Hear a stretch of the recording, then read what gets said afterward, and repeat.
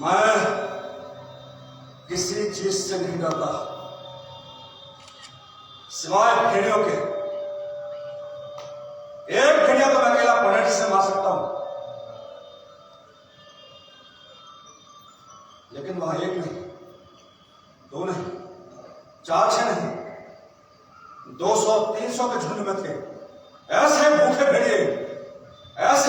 भेड़िए जिनकी भूख दुनिया की सारी चीजें मिलकर नहीं मिटा सकती।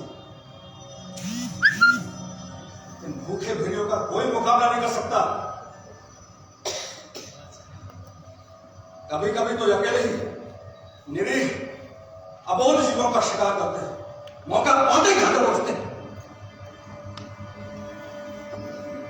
लोग कहते हैं कि अकेला भेड़िया डरा हुआ होता है, मैं नहीं मानता। वो डरा नहीं होता, चौकन्ना होता है, चालाक होता है। और ऐसा वे लोग कहते हैं जिन्होंने भेड़िए को शिकार करते नहीं देखा। मैंने देखा अकेले भेड़िए को 12 सके का शिकार करते हैं, और वो शेर की तरह नाटक नहीं करता, ना भालू की तरह हेगड़े दिखाता है। उसने एक मरतबा, सिर्फ एक मरतबा गेंद सा कूद कर 12 सिंगे की जान का गहरा जख्म कर दिया, फिर वहीं छुप गया। थोड़ी देर बाद पीछे पीछे टपकते खून की लकीर पर चलकर वहां पहुंच गया जहां पर बारहसिंगा कमजोर होकर गिर पड़ा था। चमकती आंखों से उसे देखा, जबड़े में तेज होते रक्त के प्रवाह को महसूस किया, और पल भर में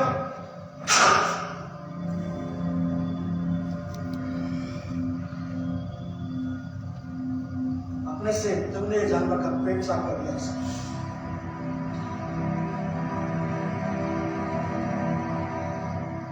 वही चिपक गया था चोट देकर। भला का खतरनाक और शातिर जानवर होता भेड़िया, थकना तो वो जानता ही नहीं।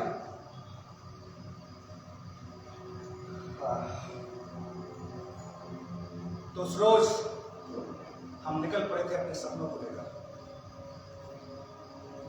वातावरण में ठंड थी, वो ऐसी सर्दी की चारा, ऐसी सर्दी की हार कब जाए।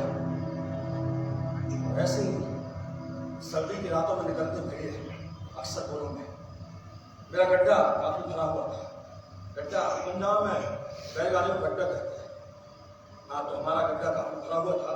मैं, मेरा बाप, गृहस्थी का सामान और 3-3 नटनियां, 16-16 साल की 3 नटनियां हमने पछा यानी कि पश्चिम दिशा क्यों ले जा रहे थे, ठीक है ना, मिश्रा कराने में हमने बेचने ले जा रहे थे। और हाँ, वो खुद जा रही थी अपनी मर्जी से। उनके लिए बिकने का मतलब है यहां से बेहतर जिंदगी का सौदा, और ये बिकेगी तो तय है हमें भी फायदा होगा। हमारे गांव में ना छोटी छोटी खूबसूरत गर्भवती नटनियां होती है। पश्चिम को तो इनकी बहुत खपत है, हाथों हाथ अच्छे दामों में बिक जाती है। सोचा थोड़ा माल कमा लो, उसके बाद आराम से जिंदगी बसर करूंगा। हालांकि मैं जानता जानता हूं कि इंसानों को कारोबार करना अच्छी बात नहीं है, पर क्या आप ही बताइए क्या करें। हम जिस हालात में जी रहे हैं ना, उसमें हम एक दूसरे को बेचकर भी जी रहे ना, तब भी गनीमत समझे। तो हम इनको इनकी मर्जी से इनके बेहतर जीवन जीने के लिए इनको बेचने ले आ रहे हैं। इसके हमारे सामने कई नैतिक सवाल बेमानी थे। 2 पॉइंट हमें अच्छे से याद है, कुछ रोज हम तड़के ही निकल पड़ते। और दुख की बात तो यह कि इतनी मेहनत करने के बाद भी ना हमें देरी हो ही गई। अब देरी मेरी वजह से हुई, देरी का असली कारण मेरा बाप है। वो इस काम में आने के लिए राजी नहीं हो रहा था, रत्ती भर मन नहीं था उसका। कई सालों से मना रहा था मैं उसको, लेकिन मैं भी उसकी इकलौती औलाद हूं, पड़ गया पीछे। मैंने कहा बाप हो, मेरा मारा मुंह देखोगे कि चलोगे साथ में? भौंक गया, अरे खा लो, हम बंजारों का जो पेशा है बेटा, उसी में खा कमा ले। ज्यादा लंबी छलांग लगाएगा और मुंह गिरेगा, नालायक लड़कियों का धंधा करेगा। मैंने कहा बापू, लड़कियों का धंधा कौन कर रहा? वे खुद जा रहे हैं अपनी मर्जी से। क्यों? क्योंकि उन्हें खाने के लाले पड़े यहाँ पर। और फिर हमारे गांव के लोग जो जा रहे हैं धंधे में करते हैं, काम करते हैं, वो पागल है क्या? तो दूसरे कुएं में कूदेंगे, तू भी कूद जाएगा। मैंने कहा बापू, बात कुएं में कूदने की नहीं है, बात हमारी माली हालत की है। कब तक टुकड़ों में पलते रहेंगे? तुम्हारी तो कट गई, हमारी भी आदत करेगी। अरे कम से कम अपनी पोती की तो सोचो, थोड़ी मेहनत करके अच्छी जिंदगी उसे दे सकते तो क्या हो रहा है इसमें? और अच्छी जिंदगी का आधार पैसा, तो पोते की कसम है बापू, चलना पड़ेगा। बापू की जान पोते में बसती थी, तो ढीला पड़ेगा कसम सुनने की। अब वो नया बहाना खोजने लगा, बोला अब देख 8 महीने हो गए, पाँव में जूते ना चप्पल, नंगे पाँव जाओगे वहां पर क्या? मुझे पता। मैंने कहा बापू, इसने कहा कि तुम नंगे पाँव जाओगे, ये देखो नए जूते। नए जूते देखे तो उसके चेहरे पर खुशी चला गई। बड़े मजबूत जूते बेटा, कम से कम 10 साल चलेंगे, बहुत मजबूत जूते बेटा। हाँ बेटा, इनको पहन के ना मैं अपने पोते की शादी में नाचूंगा। अरे वाह, आज दिन सोने को मारा, सोने की सब दिन सोने की रात, सोने के दिया ला जलाओ महारा। मैंने कहा बाबू बहुत हो गया, जब पोते की शादी हो गई तब नाचना। अभी ऐसा करो, खाना पीना खाते जल्दी सो जाओ, 11 बज गए और जल्दी निकलना सुबह, कम से कम 2-3 घंटे सो तो लो। और हाँ बाबू, भगवान के लिए ऐसा करना कि अपने पोते को ना आज कहानी सुनाना, आधी रात होना थी मैं किससे कहानी में। और हाँ, मैं जा रहा हूं नाटक के घर पर नटनियों के यहाँ निगरानी करने। अरे पता नहीं बंजारों का एक से धोखेबाज है, हम इतने दिन से मेहनत कर रहा है, पता चला तो उड़ा फिर मैं जा रहा हूं कपूर, और कपूर पोते की बातों में बताया, समझ में आया आपको? हाँ दादा दादा दादा, तुमने भेड़िया देखा था? अरे पड़ोस वाले ताऊ कह रहे थे बाप कि वो समंदर सिंह ने ना अपने भेड़िए का बच्चा पाला, ऐसे कह रहे थे वो, और उसने ना बड़े होते ना अपने मालिक को फाड़ खाया। हाँ ऐसा कह रहे थे वो। कोई भेड़िया पालता है क्या बेटा? भेड़िए का तो नहीं पता घर में पालते कि नहीं, लेकिन आदमी अपने मन में जरूर पालता है, अपने भीतर पालता है दादा। लेकिन वो तो फाड़ खाने वाला जानवर होता है, उसे मन में कैसे पालता है बेटा? फाड़ खाने वाला जानवर होता है, वो जंगल में भी रहता है और हमारे भीतर भी रहता है। अच्छा, लेकिन वो हमारे भीतर रहता कैसे दादा? ये पूछा तुमने सही बेटा। जब हमारे मन में बुरे विचार आते हैं, हिंसक विचार आते हैं, यानी आदमी जब अपने सुख स्वार्थ के लिए दूसरों का शोषण करे, दूसरों का हक मारे, लूट खसोट करे, नोचने खाने पर आमादा हो जाए, ये जैसे छोटे बच्चे बच्चों को, महिलाओं को अपना शिकार बनाए, यानी आदमी जब आदमी के वेश में दरंगा बन जाए बेटा, तो समझो भेड़ी ने तुम्हारे भीतर घर बना लिया। बहुत बढ़िया। हमारे भीतर आपने ऐसे भी ना, जब किसी के भीतर भेड़िए के भूख उठने का एहसास हो, समझ जाएंगे।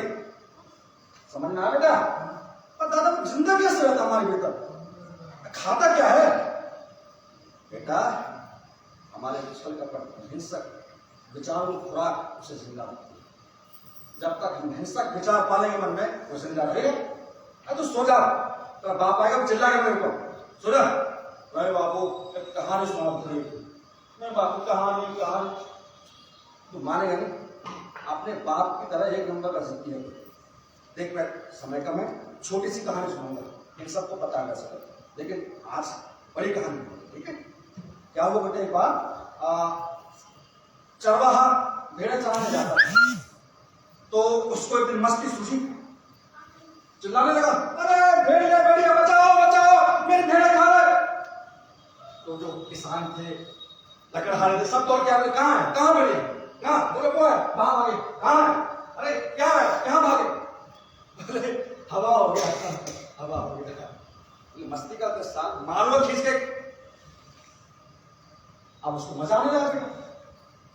उसने कुछ दिन बाद एक घटना फिर दोहराई, बोला बचाओ बचाओ भेड़िए भेड़िए, अरे बचाओ बचाओ मेरी भेड़े खा जाएंगे। लोग अक्खा दौड़ के आए, कहाँ है, क्या है, वहां कहाँ है, कहाँ है? मस्ती करते एक चाटा खींच के।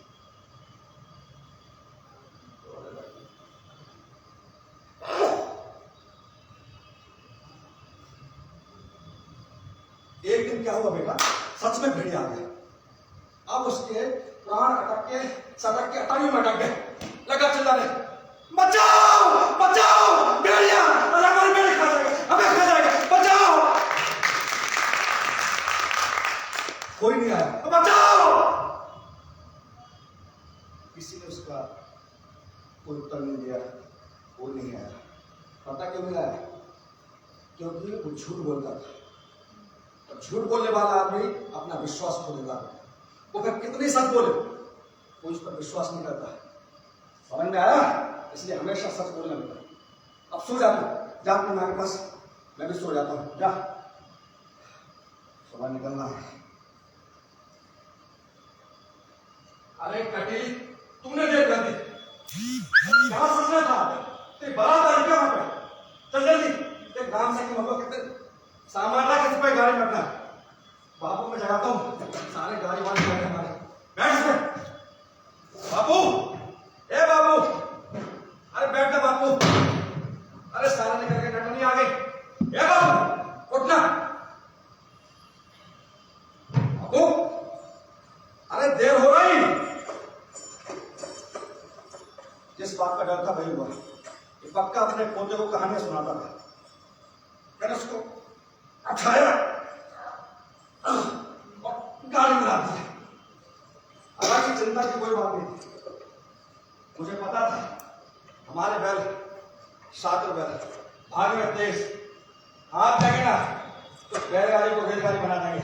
तो क्या था, हमने हाथ दे चल बेटा चल बेटा, और संध्या होने से पहले हमारे साथियों से मिला दे। चल बेटा, 4-5 मिल आगे बढ़े थे। आप बोला बेटा वो बंदूक बारूद वापस बहुत लंबा सफर है, छोड़ो। चल बेटा, थोड़ी ही देर बाद नटनिया सहज होकर गठरी से गपोरे ऑटो में तब्दील हो गई। पत्ते आने लगी, हंसी ठिठोली करने लगी। महुआ तो लगातार चांद को ताके जा रही थी। राम से बोली, क्या सोच रही? वो बोली कि मैं चांद से बोल रही हूँ कि तुम्हारे सबसे नजदीक वाला तारा है ना, जो सबसे ज्यादा चमक रहा है, उसको मेरे आंगन में उतार दो और कल तक वो राजकुमार बन जाए और मुझसे शादी कर ले, मुझे अपनी राजकुमारी बनाकर अपने घर ले जाए। जागते जागते ऐसे सपने देखती है, औकात से बाहर सकती है। तू क्या, तू नहीं सपने देखती? मैं देखती हूँ। क्या सपने देखती हो? राम सखी बोली कि मैं देखती हूँ हर समय सोचती हूँ कि मैं पढ़ लिख के ना और बड़े अफसर बन जाऊँ और फिर मैं खूब सारे स्कूल खोल दूँ और खूब सारे बच्चों को खूब सारे सारे के सारे अफसर बन जाए। अच्छा और क्या सोच में क्या कंजूसी करनी। और कटेली लगातार गुनगुनाए जा रहे। कटेली तेरे क्या सपने हैं? तो मुझे तो गाना अच्छा लगता है, बोले गाने सुना दे, सफर लंबा कट जाएगा, सुना दो। बापू बोले बापू सुना दो। वैसे उसे नाचना गाना बहुत पसंद है ना। चल बेटो कटेली अभी गाना सुनाई। चल बेटो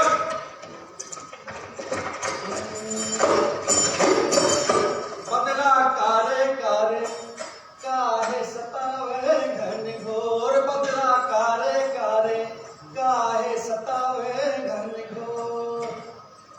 अरे माथे से सिंदूर बह गया भीगे अचरवा के छोर, बदला कारे कारे काहे सतावे घन घोर।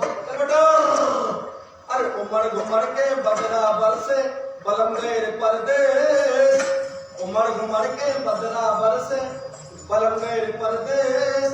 राह देखती अखियां तरसे बना जोगिनी वेश। मैं तो बन की प्यारी को अपने सजन की प्यारी को, मैं तो पिया की प्यारी पिया के बिना नहीं छोड़।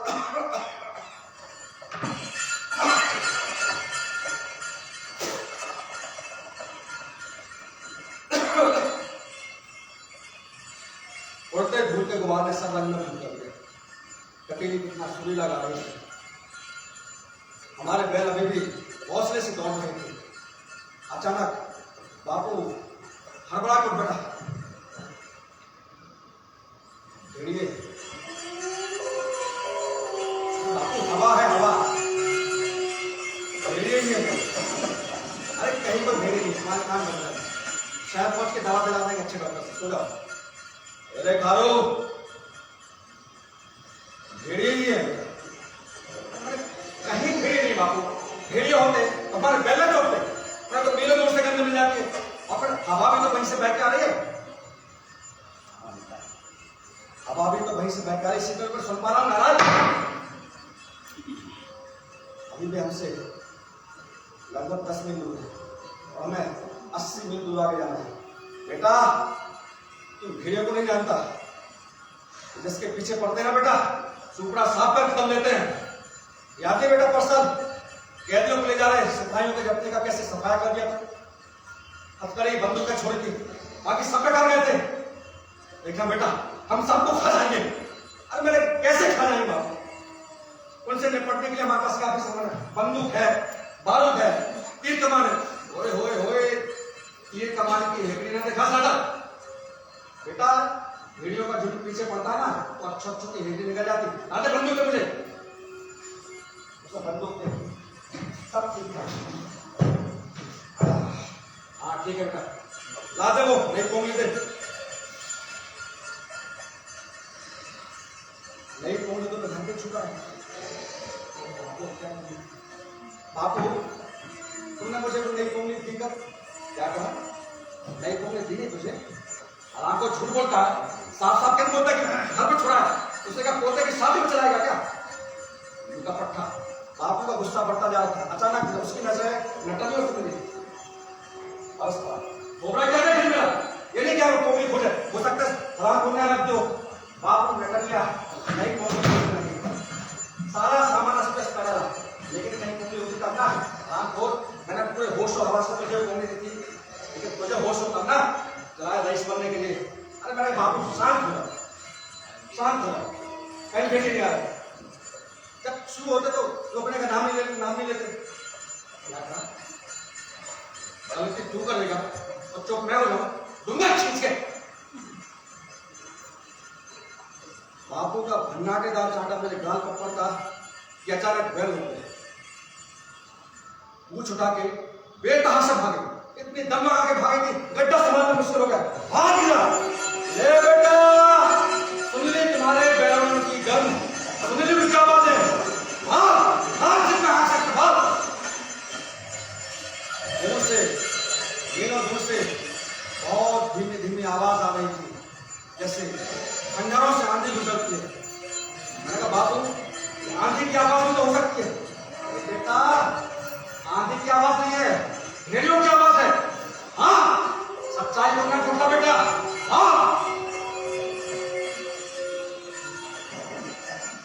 कोई सेक्शन है। हवा की तरंगों पर तैरती भीड़ की आवाज है साफ साफ सुनाई देने लगी। पूरा सही कह रहा था, रैली सही नहीं कह रहा था, तो समझ नहीं पाया। मैंने बैलों को भागने के लिए पूरा पाया, लेकिन उन्हें तो भागने की जरूरत न थी। इतनी दम लगा के भाग रहे थे, उन्हें पता था भागेंगे नहीं तो भेड़ियों में अपनी खुराक बना लेंगे। सैकड़ों मील फैले रेगिस्तानी जंगल में दूर की चीजें साफ दिखाई दे जाती हैं।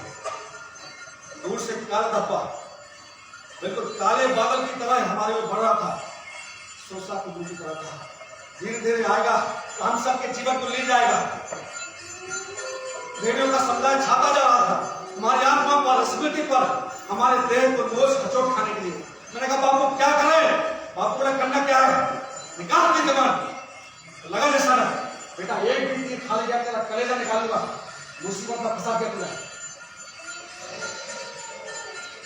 कलियों में तो ऐसे हालात चिपट कर जोर जोर से हमें बचा लो, हमें ले जाओ, हमें ले जाओ, हमें ले जाने कलकत्ता मुंबई दिल्ली, हमें बचा लो, हे दादा, हे खान, तुम्हारे पाँव पड़ते, हमें ले जाना, हे भगवान, कितने तुम्हारे चाहिए, हमें ले जाना, हे भगवान, हे खान, हे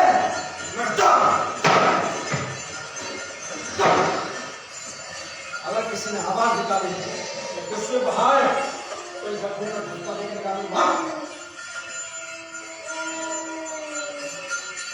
कलियों में अपना रोना बिलखना अलग में कमान को साफ कर यह नहीं छोड़ा। पल भर उनका कारवां कर गया, लेकिन एक भिड़े दूर था, पीछे लौट के आ रहा। एक तीन दो तीन चार जितने तीर छोड़े उतने भिड़े गए। कम से कम 25 तीर छोड़े, 25 भिड़े गिरा दिए, लेकिन उनका कारवां था रुकने का नाम नहीं लेता। बापू चिल्लाए, कारू ला मुझे बंदूक दे, मैं दिखाता हूँ तुमको हाथ, मैं कहता हूँ सामना, मैं संभाल रहा हूँ। एक बात तो थी, मैं बापू कमाल के निशानेबाज, हर कोई कायल था हमारे निशानेबाजी का। बापू बंदूक की गोली का और तीर का निशान लगा, मैं तो अंधेरे में उठती मुर्गाबी का शिकार कर देता। अरे सटीक गणना कर कितनी दूरी पर किस कोने पर है परिंदा, ऐसा तीर छोड़ता कि उसकी छाती में जा घुसता, तो अंधेरे में उसकी छटपटाहट से पकड़ लेता। तो बापू हाय हाय हाय हाय, जिस पर निशाना साधता ना ऊपर वाला भी उसे भूल जाता। बापू ने एक भेड़िया लौटा दिया, 4 गज की दूरी पर कलाबाजी खाता गया। हमारे बैल फाइट की आवाज सुनकर पागलों की तरफ भागने लगे। गड्ढा संभालना मुश्किल हो गया था, ऐसे हमारा जैसे अंजान में प्यारे बारी घसक निकल जाती है, उनके मुंह से बेटा खाद हमारे मुंह पर लेक की तरफ बरस रहा था। मैंने कहा बापू वो नहीं रुक रहे, क्या करें बापू? बापू बोला करना क्या बेटा? गड्ढे का सामान फेंक, गड्ढे बाहर का आनंद पानंद में सारा सामान फेंक दिया, गड्ढे को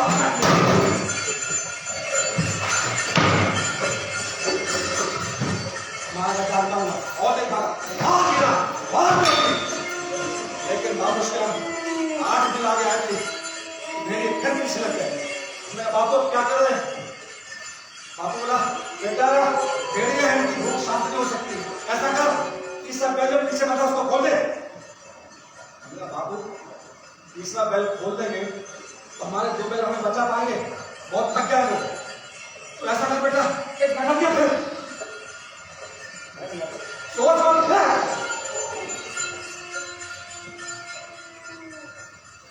उनमें से जो सबसे भारी नटनिया थी उसको मैंने उठाया और उठा के अड्डे से बाहर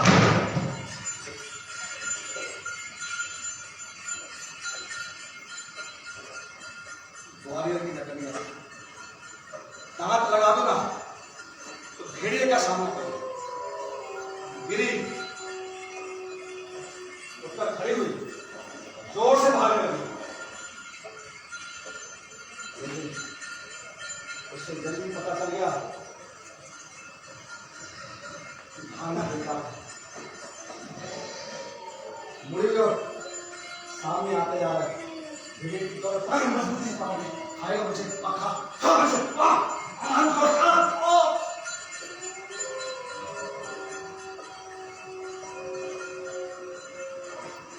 भेड़िए थोड़ी थे, कई भेड़िए एक साथ टूट पड़े। पल भर में नजरों से नजर होगी जैसे किसी कुएं में टूट गई। मारा गड्ढा हल्का हुआ, भागने लगा। हमने कोड़े बरसाने शुरू किए, भाग गया, भाग गई। देखा तो मेरी अपने पीछे लगे थे। बापू चिल्लाने लगा, हम बन जाओगे भाग में किसी बात में बता देगा। चले तो यही समझने के लिए, अरे हमारा दिन ही यही है कि हम ठीक बात है। बेटा क्या कर, बापू क्या कर, करना क्या, दूसरी नगर में फेंक। बापू दूसरी नगर में फेंक देंगे, तुम जा किसी लिए अपने करने जा रहे क्या? ऐसा करते पीछे पड़ा वो बैल खोल देते। बात तो कुछ बोलता आपने बैल नहीं खोलते पीछे। बैल कुछ उठा के उन गल्ला में खाने लगे। बापू से देखता था, बोला बेटा अच्छी नस्ल का बैल, पाई पाई जोड़ के मैंने भिंड के मेले से खरीदा था। देखते ही देखते भेड़ियों का गोला पूरा बैल की दशा में पड़ गया। अब हमने राहत की सांस ली। हमने बापू अब तो बच जाएंगे। बापू बोला अरे बेटा भेड़िए है, इनकी भूख कैसे शांत नहीं होती। भेड़िए बेटा, हाँ भगा अपने बैलों को, हाँ देख वो आ गया फिर से हवा में उड़ते हुए। मैंने बापू क्या करें, खा जाएंगे, बापू क्या करें। बापू बोला दूसरी नगर में फेंक दे।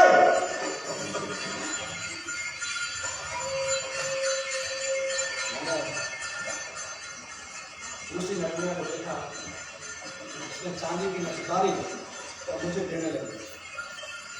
वही कभी है जिसने गाना गाया था, ये मुझे मन मन चाहता। मैं भी क्या करता हूँ पैसा कभी, तो मैं दूसरी से गा के तू मेरा उससे तो जैसे खाली पानी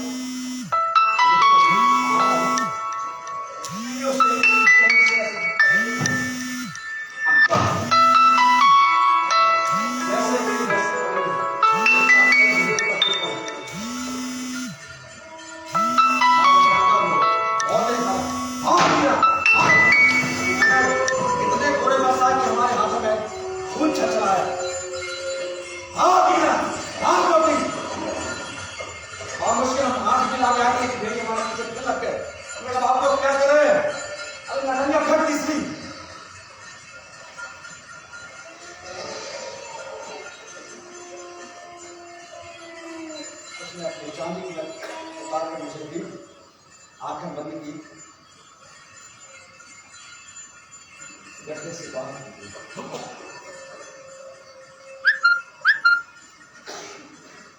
हमारा गड्ढा हल्का हुआ और तेज भागा। ए बाबू आप क्या करोगे, तो कौन मारे कैसे बेटा, ऐसा कर दूसरा बैल खोल दे। बाबू दूसरा बैल खोल देंगे तो हम दोनों मारे जाएंगे। अरे कम से कम हम में से किसी एक को तो बचना चाहिए।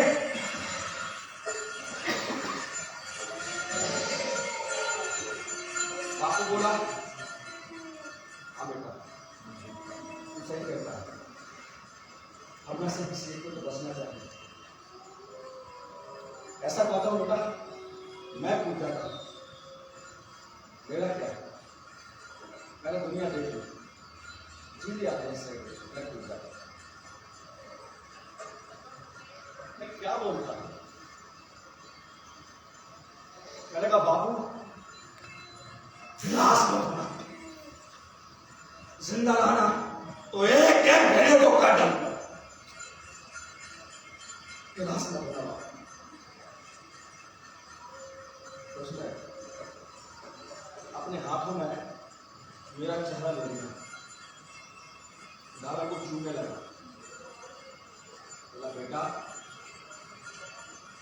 मुझे किसी पर बहुत गर्व है, मेरा इकलौता बेटा है। मैंने तुझे फिक्रों में पाला था, कभी सुख नहीं दिया था बेटा, गालियां बहुत देता था, मुझे माफ कर दे। मैं तुझसे बहुत प्यार करता हूँ बेटा। तो मेरा माथा चूमने लगा। अचानक से अलग हो गया, उसकी नजर नए जूतों पर पड़ी। बोला बेटा बहुत मजबूत जूते लाया था, जिंदा रहता ना तो कम से कम 10 साल पहनता, और तू मरे हुए आदमी के जूते नहीं पहने जाते, किसी को दे दे। तो उसने गले में कपड़ा लपेट दिया और तो छुरियां ली और सामने से भागते आ रहे भेड़ियों के बीचों बीच हो गया।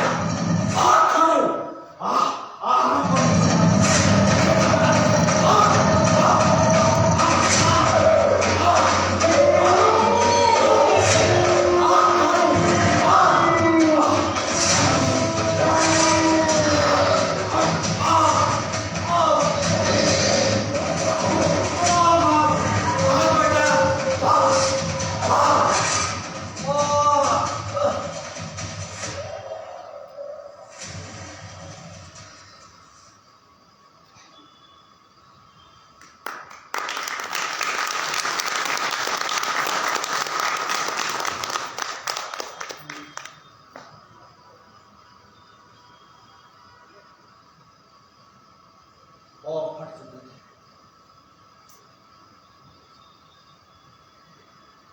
भेड़ों का गोला कहीं गुम हो गया था, मैं बच गया और मैंने अपने जीवन का लक्ष्य तय कर लिया था। जहां भेड़िया मिलेगा काट डालूंगा, एक एक भेड़ियों को काट डालूंगा।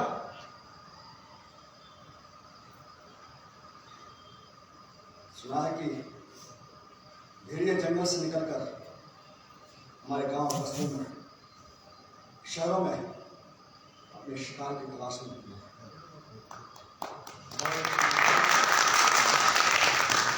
सुनने में तो ये भी आया कि पड़ोसी मुल्क में भेड़ियों को पाल पोस कर बड़ा किया जाता है और हमारे मुल्क में भेजा जाता है। एक एक भेड़िया को काट डालूंगा, एक एक भेड़िया को काट डालूंगा।